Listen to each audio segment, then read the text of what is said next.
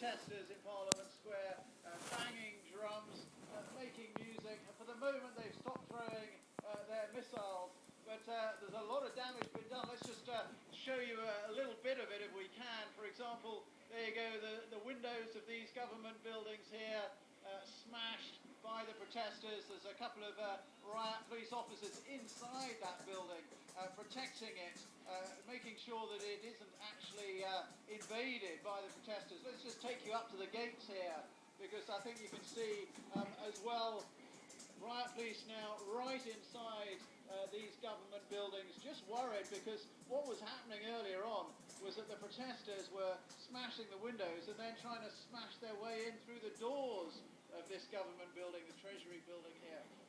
Let's just take you on another little walk down the pavement here as we try to show you some of the damage that's been done by the demonstrators and the fighting here in the last hour or so. For example, this phone box, you can see it's got graffiti daubed all over it, all the glass smashed out of that.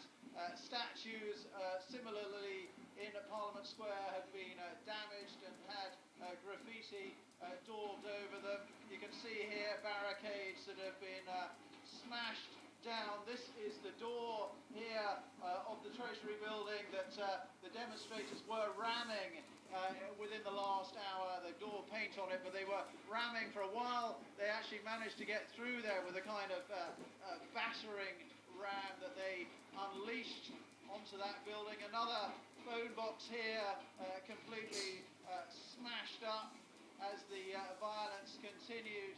And then if we just take a look over here in Parliament Square behind me, you can see the lines of police, but really the demonstrators beginning to fade away because the police are letting some of them go. And these are sort of some of the missiles, and I was explaining why we're wearing these hard hats now, but these are some of the missiles that have been thrown at the police officers we've been watching this evening. These are big chunks of concrete bruised block. You can see with bits of nasty, spiky bits of metal girder sticking out of them. That is a potentially lethal weapon being thrown at the police, and these really been the pavements here around Square. So when the police talk about some of those numbers of officers injured, you can well believe it. They were saying 9 officers injured, 6 of them in hospital, and we're hearing about 20 protesters also injured. There were clashes earlier on in the afternoon with police on horseback clashing with the demonstrators.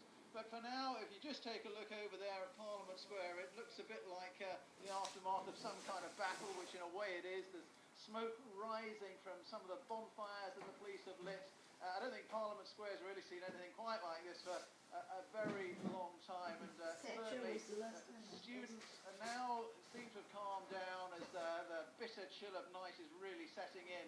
But earlier on, their tempers, as they heard the results of those votes raising tuition fees, their tempers boiled up,